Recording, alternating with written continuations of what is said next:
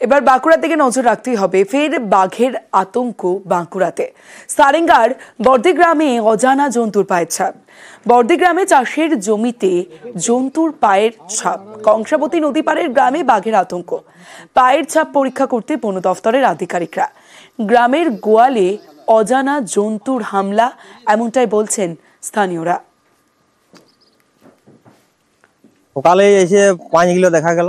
এত বড় 5 বাঘের ছাড়া হবে না। খুব আতঙ্ক, ছাগল মাগল সব ওই দিকে নিয়ে গেল। আজ সকালে ভোরেই মানে খেতারোপ করতে আসছে আরো বাড়িতে সরষা বাড়ি দেখতে, তো এখানে দেখা যাচ্ছে যে বড় ছাপ। তো এনার পর ফরেস্ট ডিপার্টমেন্টকে খবর দেওয়া হলো। বিট বাবু এলেন, মাপলেন, মেপে বললেন ঠিক আছে আমরা ব্যবস্থা নিচ্ছি। আমরা তো এখন এই পাঁজা দেখে তো আতঙ্কা হয়ে গেছি। বাঘে আপনারা জানেন বাঁকুড়া, ঝাড়গ্রাম, পুরুলিয়া এই এলাকার মধ্যে এটা একটা মুভমেন্ট আছে। আমরা বাঘকে শুধু মনিটর করছি না, মনিটর করছি আর কিরকম ডেভেলপমেন্ট হচ্ছে ওটাও আমরা চিন্তা করছি। বাঘটা মুভমেন্টে অনেকটা বেশি মুভমেন্ট আছে, রাত্রে সারা রাত মুভমেন্ট আছে। সেই জন্য আমরা যদি ক্যাপচার করার মতো আপসি যদি পেয়ে গেলে আমরা ক্যাপচারে করবো।